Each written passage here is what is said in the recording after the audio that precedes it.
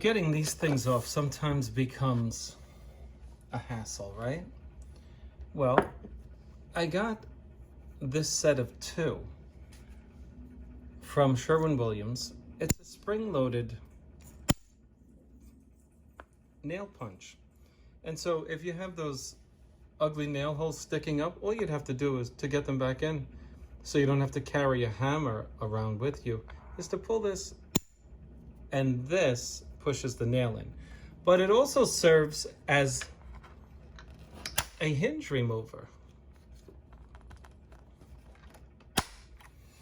And so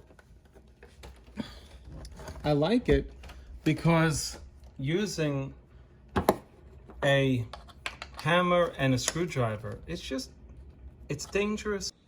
So I cleaned the door down. As you can see, it was sprayed or overspray, and some of that got on the window. But I'm going to introduce you to a product that would have made this extremely avoidable.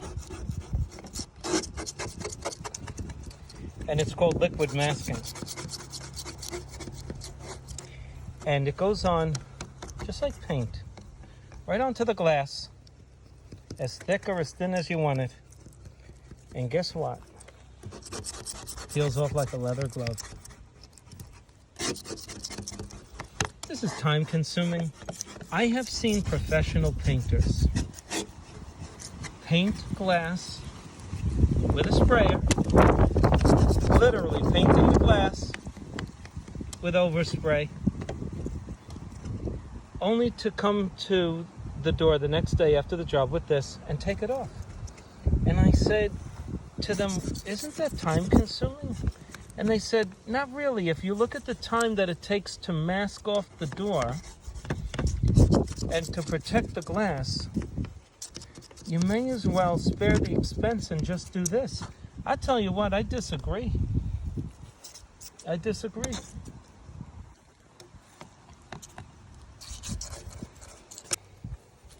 Okay, this is the product. That goes on the glass, it dries, and it peels off just like a rubber glove off of your hand, believe it or not. And to get the dust off, because we're outside, I just go to the battery-operated leaf blower. You could use a compressor, but that's a lot of setup.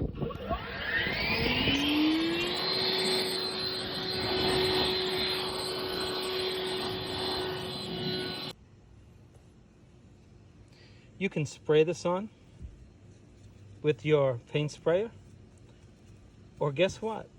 They have cans of this in spray cans already. Isn't that neat? Now, I think this is one of the best inventions in painting. I really do. It happens to be expensive.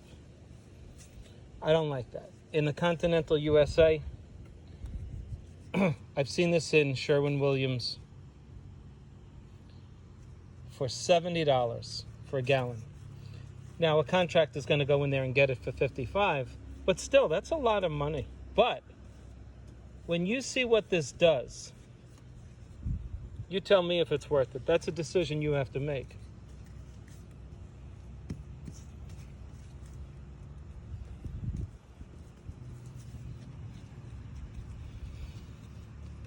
Don't worry about getting it on any of the adjoining members.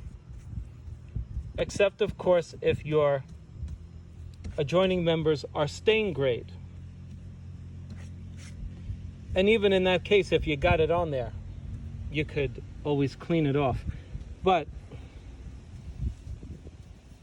this actually would prevent your raw wood from getting stained. It's a membrane.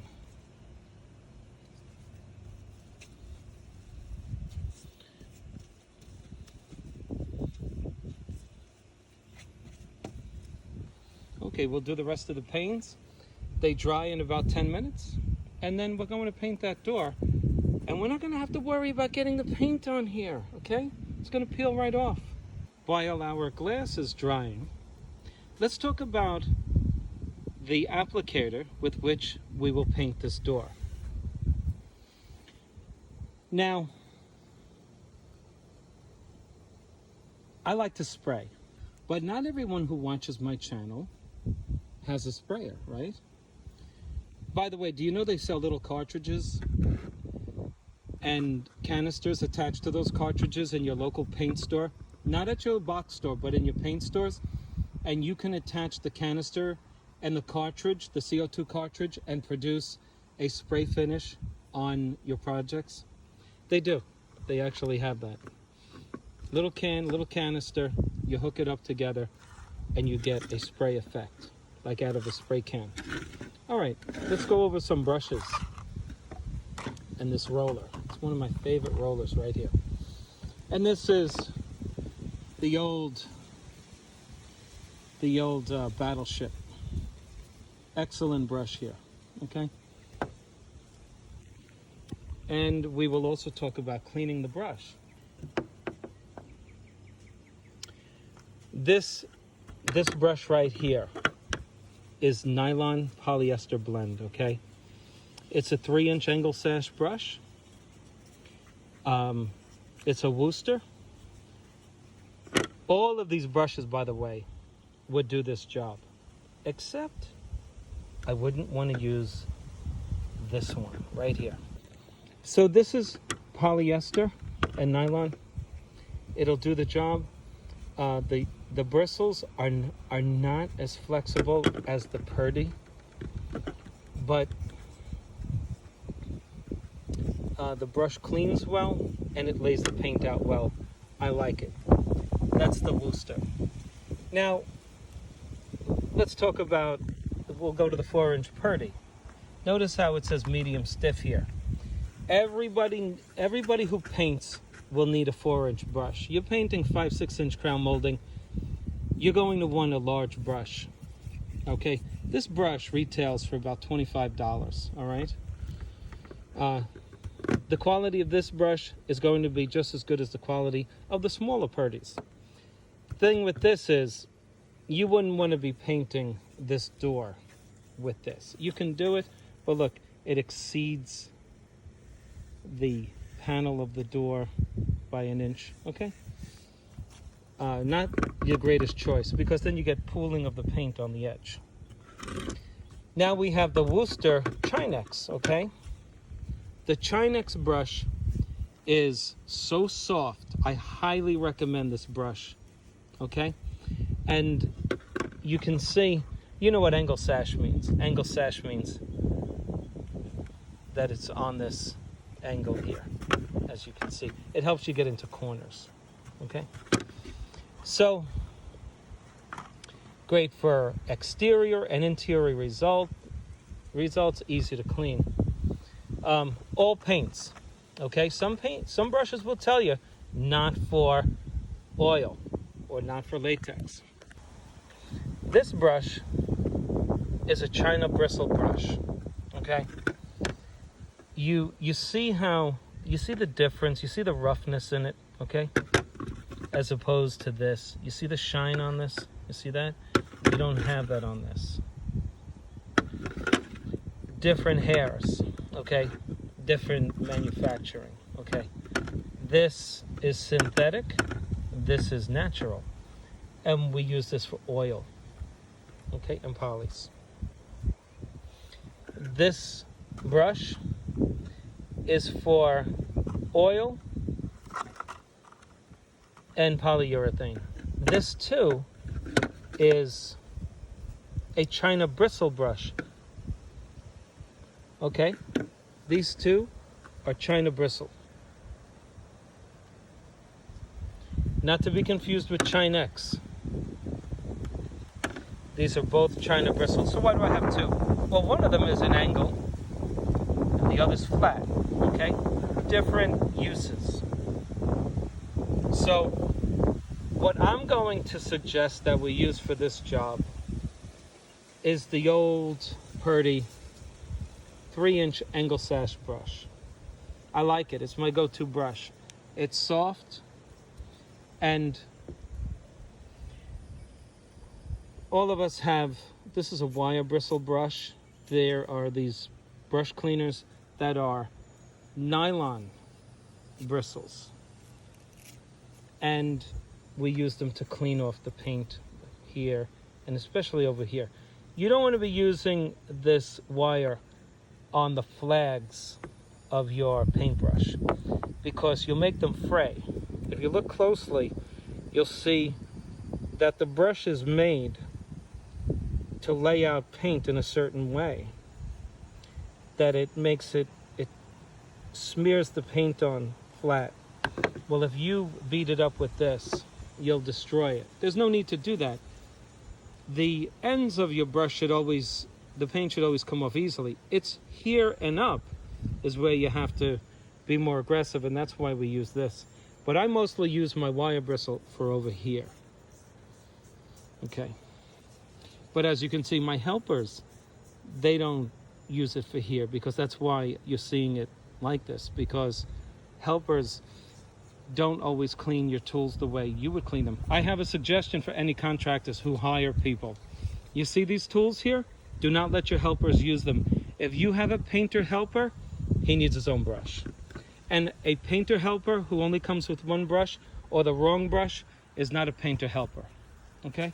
I'm just telling you because for those of you who paint for a living, you folks who know what a professional product is, you know you need the right applicator. You're looking at one of the best tools for painting, okay?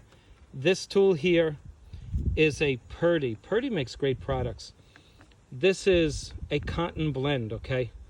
This has not been around as long as you may think, okay? And it lays the paint out beautifully. Now I might use this on this door and then just use the brush for the final layout because it gets it on quick, you know?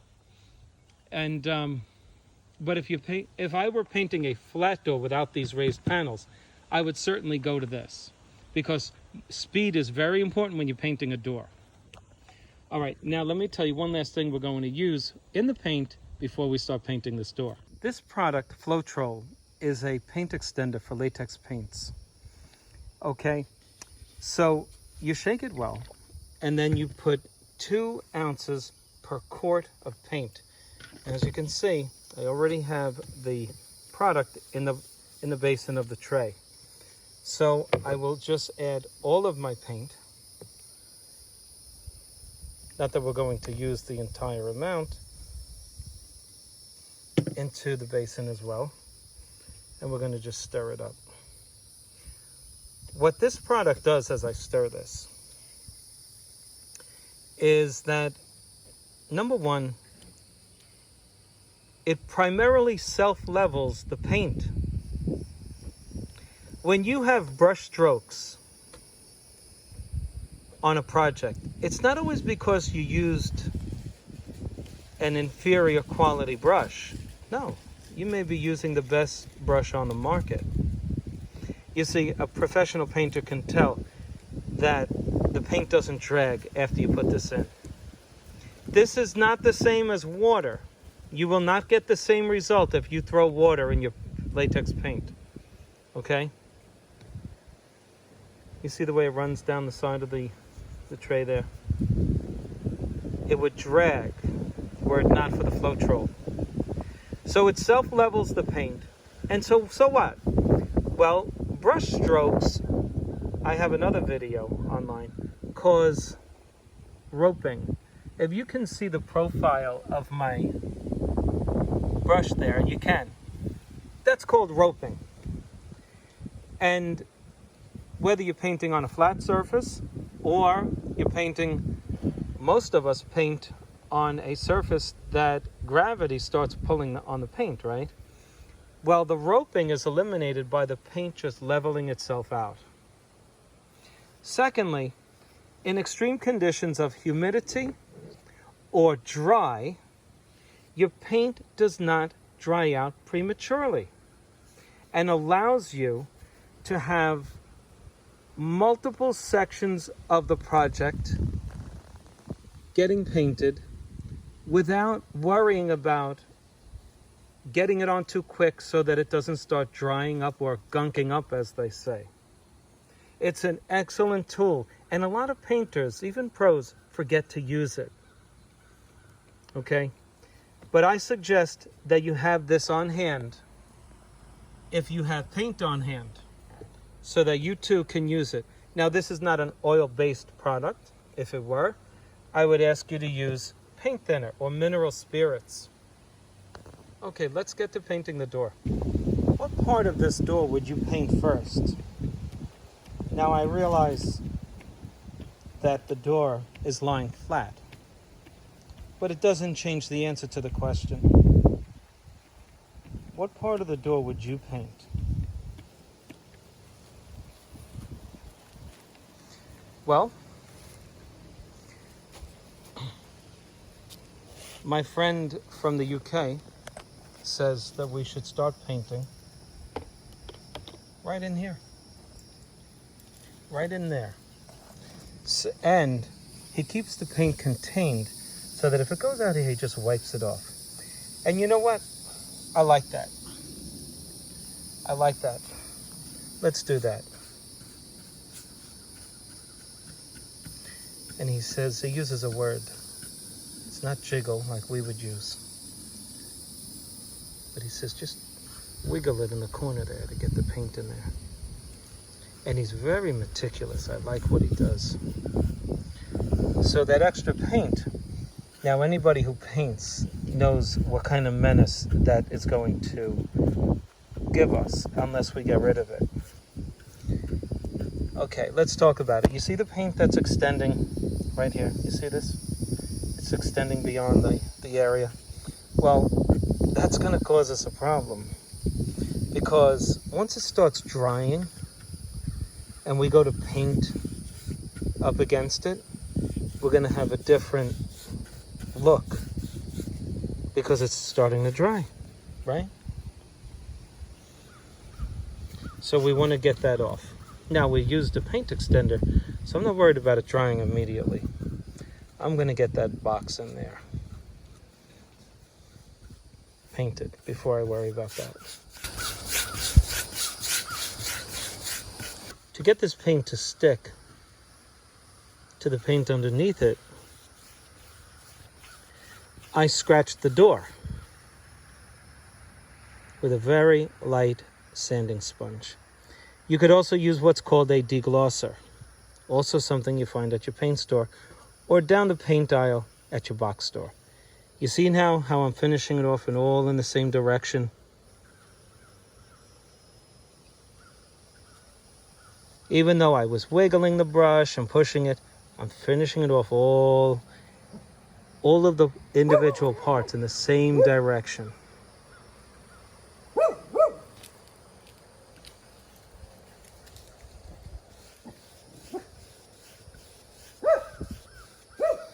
And then we'll just go up. Now you see right here, you don't want to go too far past that lip because you'll have pooling of paint. Imagine, I'm just going to do it for you. You see what that would do? So you want to be careful just to go to the edge, right? Let's get rid of that pooled paint. I only do it for you so that you don't do it yourself.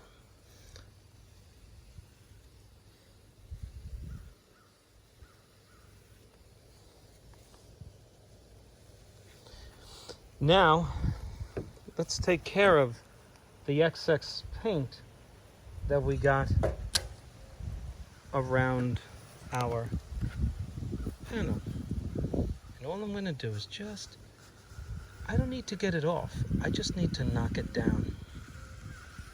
You see, because we built it up ever so slightly. When you paint something, you're building up the level of the surface you're painting, right? So we don't want that. If you look close, you can see it. It's raised, right? So we want to knock that down and just get it to where it starts drying.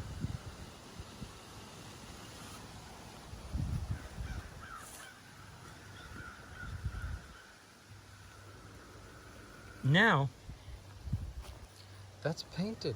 You don't want to touch that again. Although I am going to.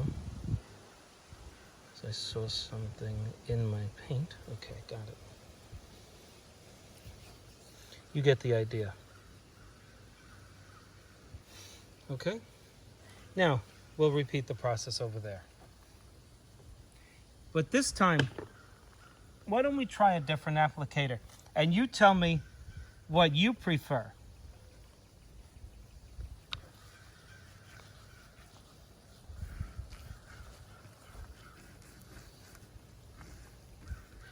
I'll bet you a lot of do-it-yourselfers are saying, hey, I like that method better. It's quicker.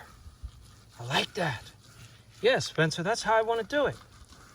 Well, take a look close and tell me, is that how you really want to do it? You may want to. I know I've done it this way, but let's look at the pros and cons of this method. Now, you tell me, are we done here? You could say, yeah, it's all painted. Come on, take a closer look. First of all, we got to knock down our sides. In fact, we even have to take a brush to it if we want to do it just right, because we didn't get all in there. If we did, to get in all of these nooks and crannies with a roller, you really got to push the roller, and what happens? Paint comes oozing out. Okay, so the first con is that it puts on twice the amount of paint that the area can handle. Okay? Call it twice the amount. Yes, we're doing the same work by cleaning up the outside.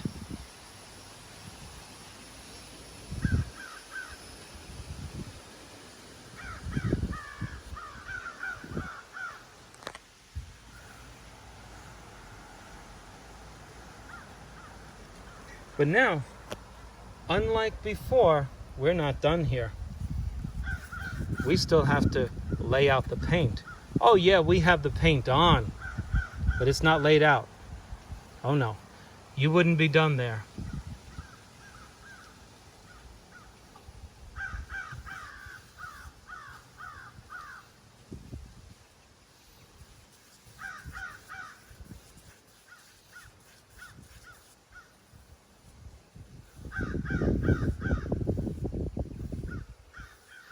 In fact, some could argue, you know what, Spencer, it puts on too much paint.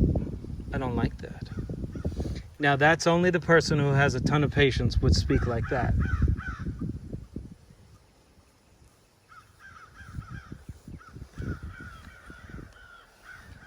This took longer than this. And look at that, it's almost half dry. Next.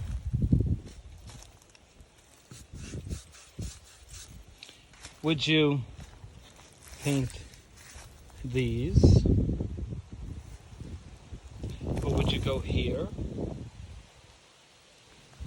I'll tell you what, we could start to do this because it's separate from here. But once we start this part, we have to go all the way down. And when I point here, I'm not talking about this too. We have to create an imaginary line there. And why is that?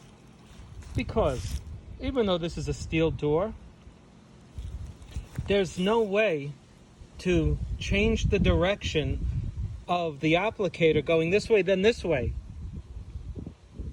Okay? So the transition, you'll notice. So what we do on a door like this, when we're brushing it, spraying it doesn't matter. You can tell it's a steel door. What we do is we come right up that line there, and we treat that part different than this part. That's what we do. So why don't we do that? Now you can go ahead and put a piece of tape down here if you really wanted to, you know, if you didn't trust your hand to go straight. But I think, you know what? I think we're going to do it free-handed. Okay, so what we want to do is go, bring the paint over here. You don't want to coagulating too close near this doorknob. Now this doorknob has seen better days, right?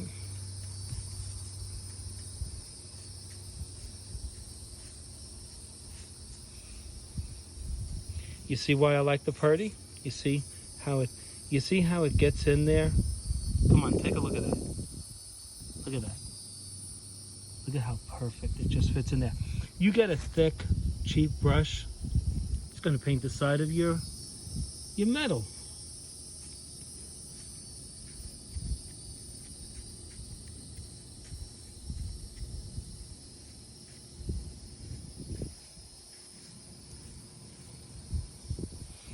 Okay.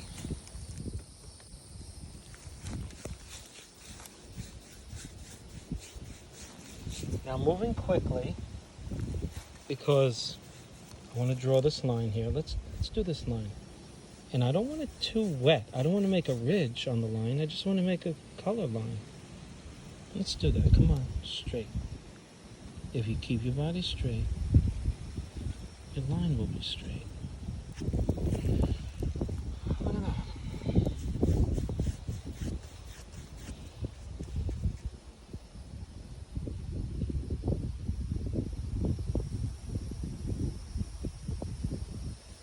How's that? Now look at how I'm putting the brush. Look at how I'm putting it flat down. I don't want to talk too much. I don't want to breathe too heavily. And I want to make a nice straight line.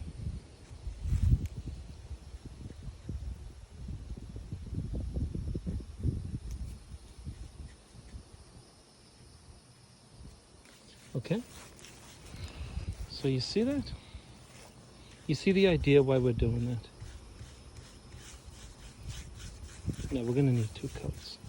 Now let's just finish off the coat with 1 long stroke.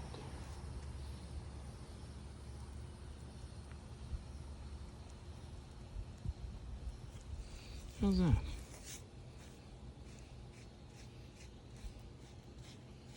What do you think?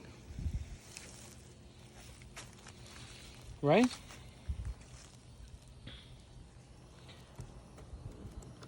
And look what I'm doing to the paint. Remember, we got Floetrol in here. Believe it or not, it becomes disintegrated. And so you have to stir it to homogenize the paint and the mixture you've added into it. And we're going to draw that same line, or at least try to, right over there. Now, I want to get those bristles in this corner real good. It's rough there. You know, the manufacturer puts this caulking in there and it kind of looks messy, but you need it because of, you know, the elements, the cold, snow perhaps, rain definitely, right? And moisture, obviously.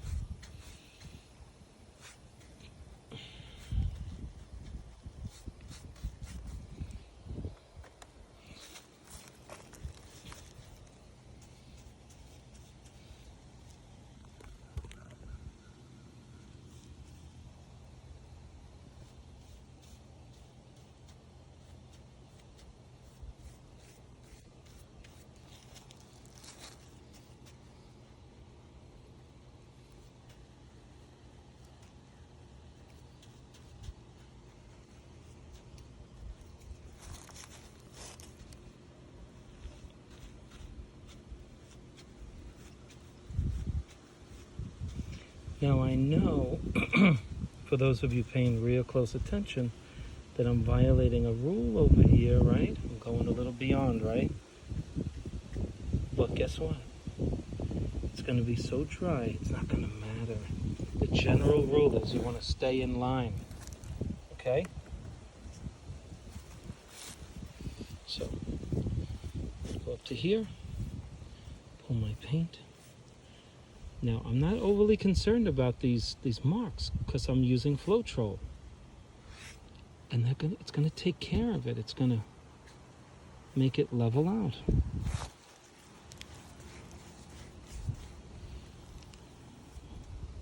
I come all the way over here so I don't have any start-stop marks. Look, if I started over here, watch. See that? You see that? You don't want that. That's why you want to start up here. So you don't have any start marks. Right like that. Okay. So we want to knock down these brush marks and we'll let that dry. And so we'll do that part last so that we know it's going to dry.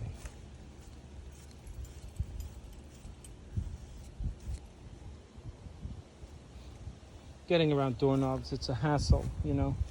It interrupts the flow of the brush.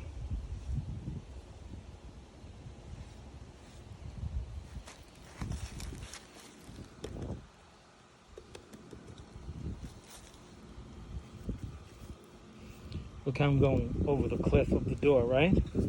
You don't want to be doing this. Okay, let me show you what'll happen. You don't want that. Okay, but a lot of people do it. A lot of people do it. And then they come to work for me. And I'm like, how can you be a painter if that's how you paint? And they usually answer me and say, what? What? That's a way of getting out of trouble. What? What do you mean, what?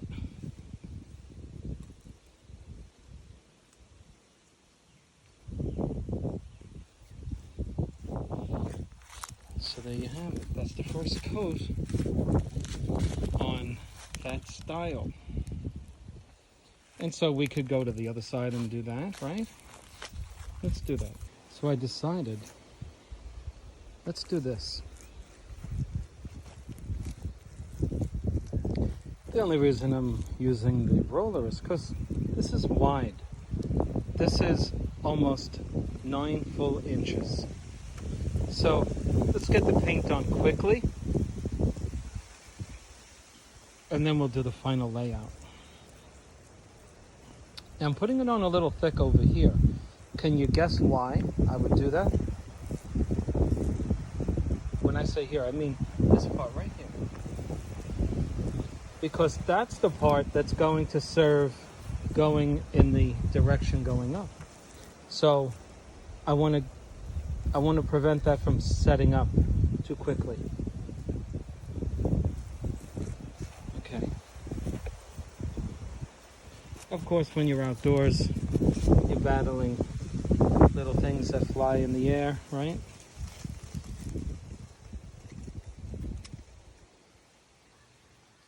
Now, why am I going in that direction?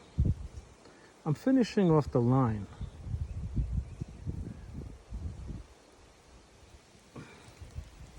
Now, I'm going to take it this way. And look at how I'm holding the brush. Just take a look.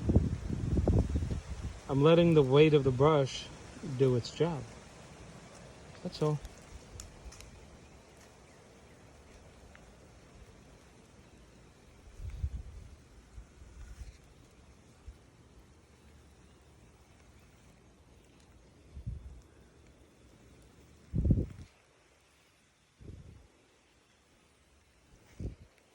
And you want to keep the strokes parallel with the bottom of the door. You don't want squiggly lines here.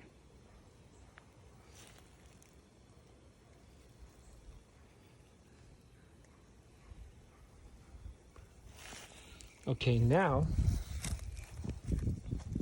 we want to create our line going this way.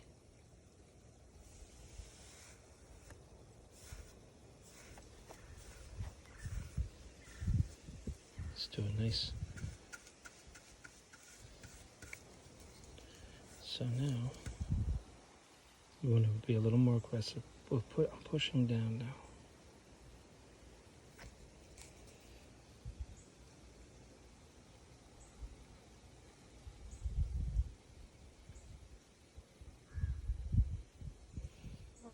Make it straighter. I don't like it.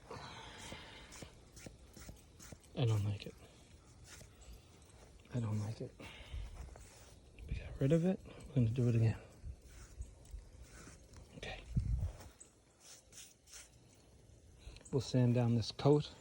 Get any of the fibers that you're seeing in the camera off of the paint. And then we will put a finished coat on it.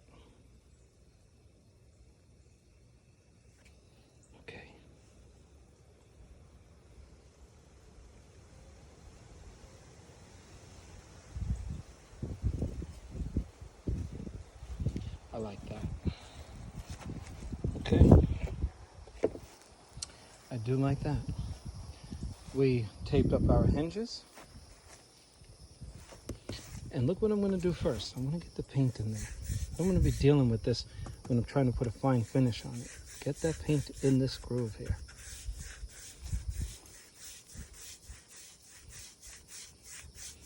All right, this way you're not dealing with that. Now, look at how I'm using the brush now. See the difference here? What do you think that technique might do?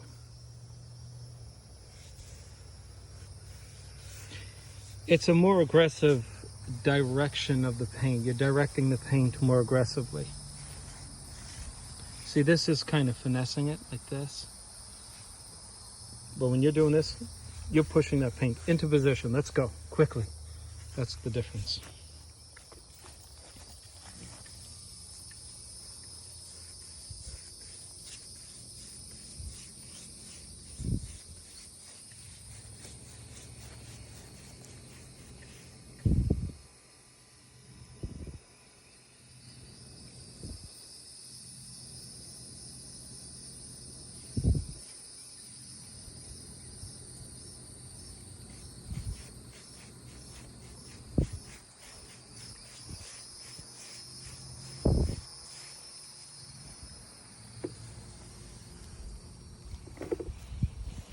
Okay, now we only have 3 more parts to do. 1, 2, and 3. But if you don't take the time to do it like this,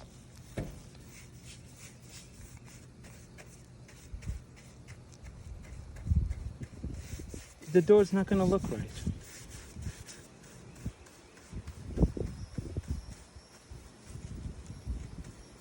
Okay.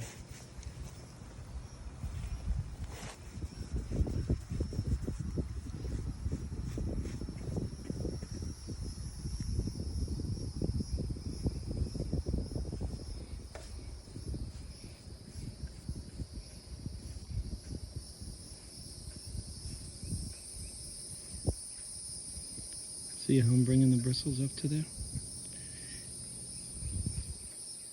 It creates the effect that there are actual door panels. Now, there's nothing wrong with having a flat, smooth surface. There's nothing wrong with it. But you can only achieve that with a spray.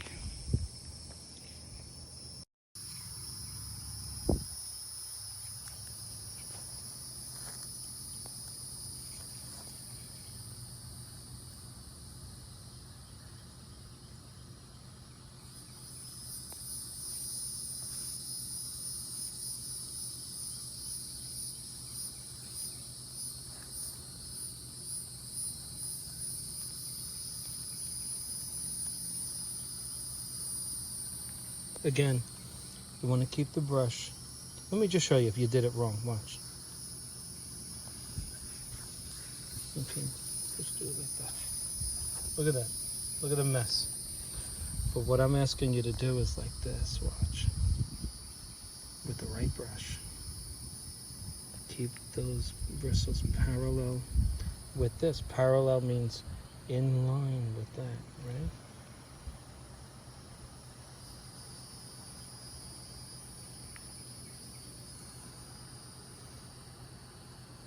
Everything in painting is about the finished product, right? Okay. So now we can get to our middle panel.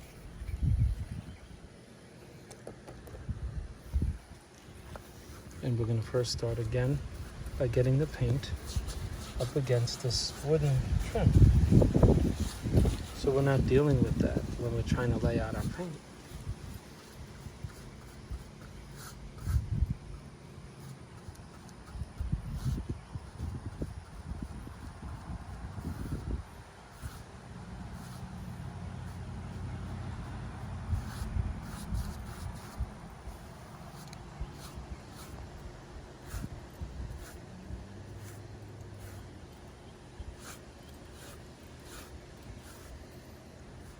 Now let's try to keep it straight. Same idea.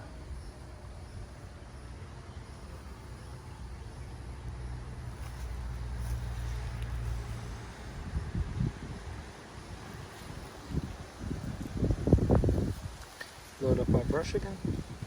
And now, does it really matter if you get a little paint over here? No, because it's all dry there. It's not going to affect the paint that's already dry. No, not at all. You don't want it wet and starting to dry up, and then you come along in another direction. That's what we're trying to avoid here. So I can get a little paint onto this thing. It's not going to matter. Not going to matter one little bit.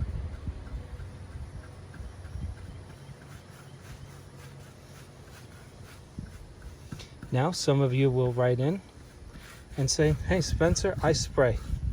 I don't do this. But you know what? Getting a sprayer out, going through all the trouble of spraying this door jacks up the price of labor big time. Can't we just do it the way they used to do it sometimes? It's something that you have to ask yourself. Okay. The final issue, of course, is these glass panels. You get that paint on there. Remember, we're all masked off over there. Don't worry about the glass. Push that paint in.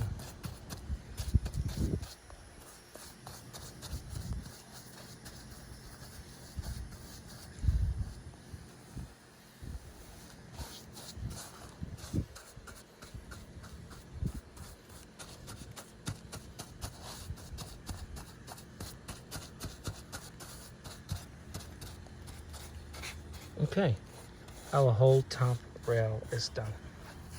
And that's what I'm going to do for the rest of it. No need to bore you to death. We'll join each other while we're sanding the door after it dries. So we sanded the door down and began to put our second coat. You can see the scuff marks from the sanding block.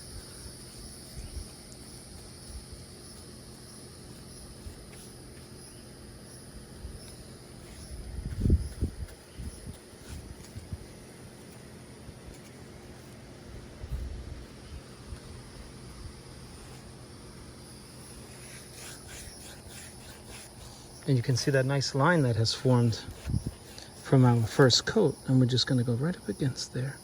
Nice and easy. There you go.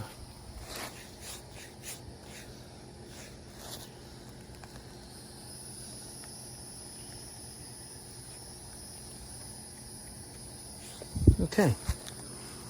So we got the top. We got that side over there. We got this side now, and we got the two raised panels over there. I figured I wouldn't bore you, but it's coming out pretty nice, isn't it? I had a lot of sanding to do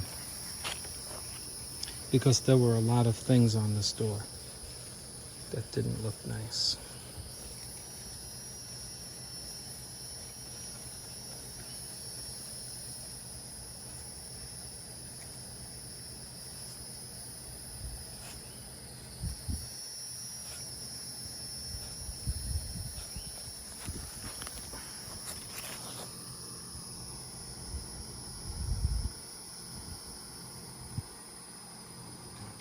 Just trying to get it wet. And now we'll go in this direction. There you go.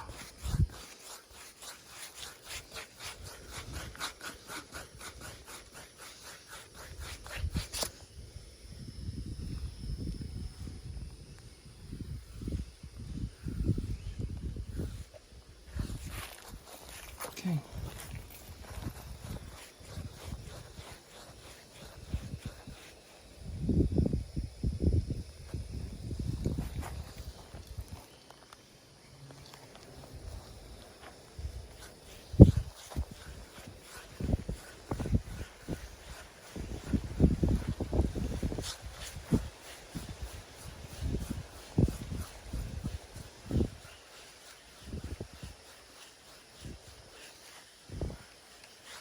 Same rules apply on the second coat. One direction. Now when I'm going back and forth like that, I'm just trying to push that paint onto that metal. But when I finish it off, it's all in the same direction. Meaning I go back and forth here, but now look, I finish it off like this.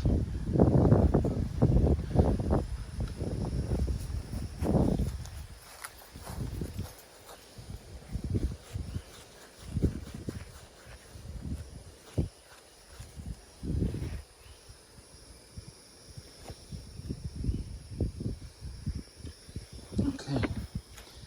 I also got all of those panels done. The only thing I have left is this middle horizontal panel and also the middle vertical one.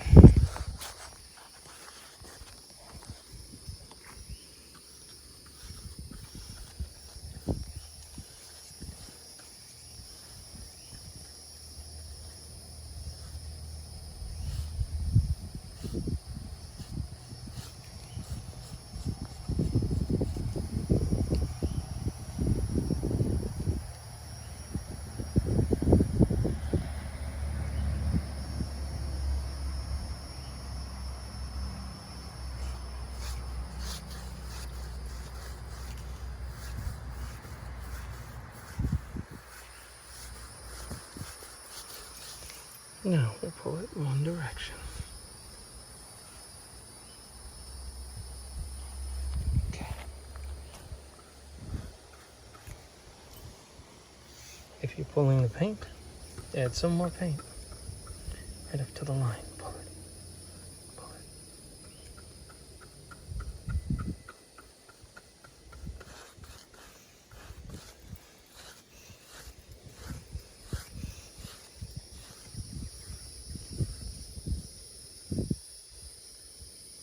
Okay. Now, you see how when you separate the panels, it doesn't matter as long as you finish each panel, right? Doesn't matter that we left this to the last.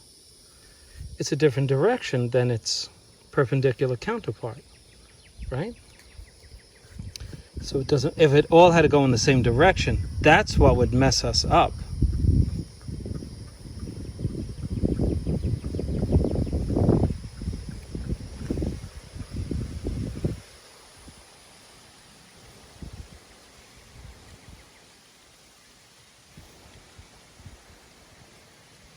Okay. Now, look at that. Look at how beautiful that layout is. Can't you see the luster in that paint now? Doesn't it look beautiful?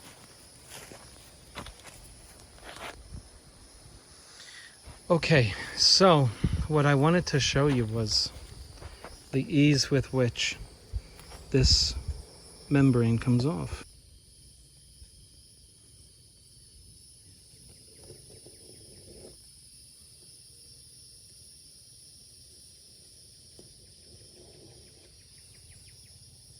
If we don't do this, cutting it, we're going to have a hard time separating it.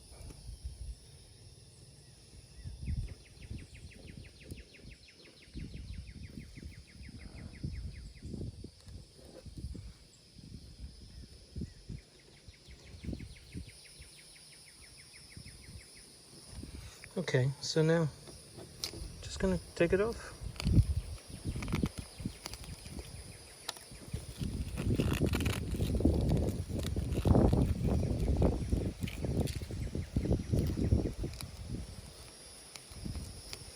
Now, if you don't use this stuff, then you got to scrape all that paint off. Or you have to put masking tape. Wouldn't you rather get that result than playing games with tape and everything else? Tell me how you do it in the comments section.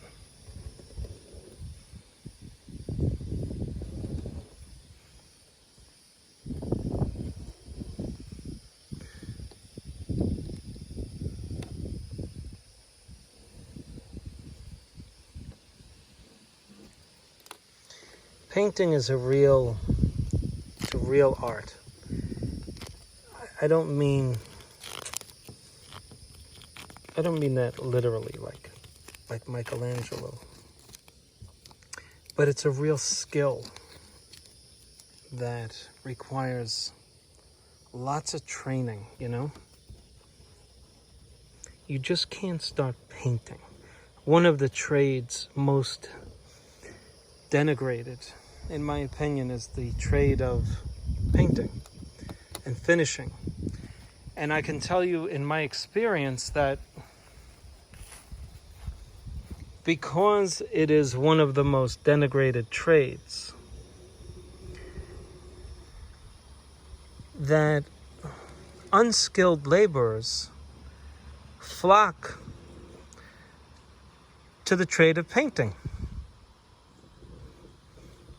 Now, it's not the same for masons. You won't get an untrained bricklayer on the job to lay bricks, but a contractor will throw in a guy who never painted before and tell him, paint this. No one's going to see this wall anyway. It's a closet or something like that. And consequently, I've seen a lot of botched paint jobs. And so when you get called to a job, and if you're a pro, you'll hear something like, so-and-so wanted this much. Why do you want this much? And one of the reasons for that is because of all of the unskilled labor that's out there painting. It's true. And those of you who do it professional, you know what I'm talking about. Look at that.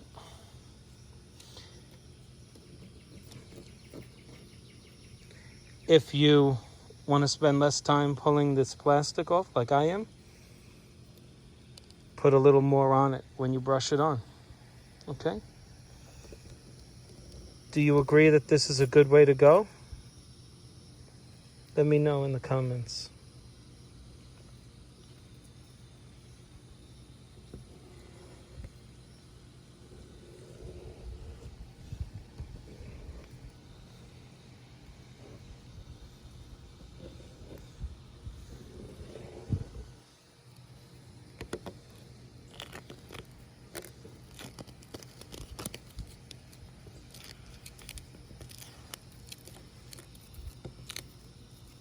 I like the method.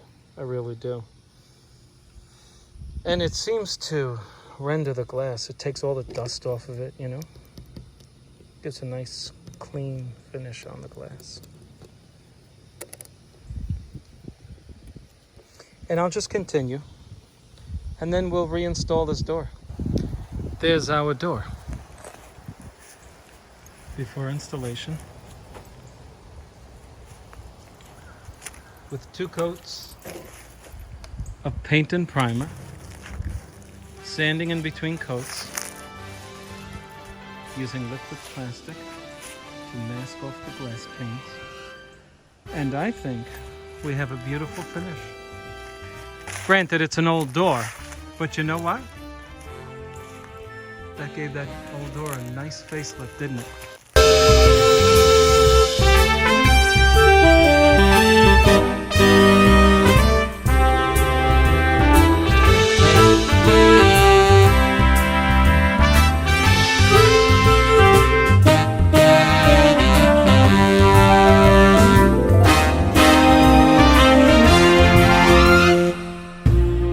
Thank you.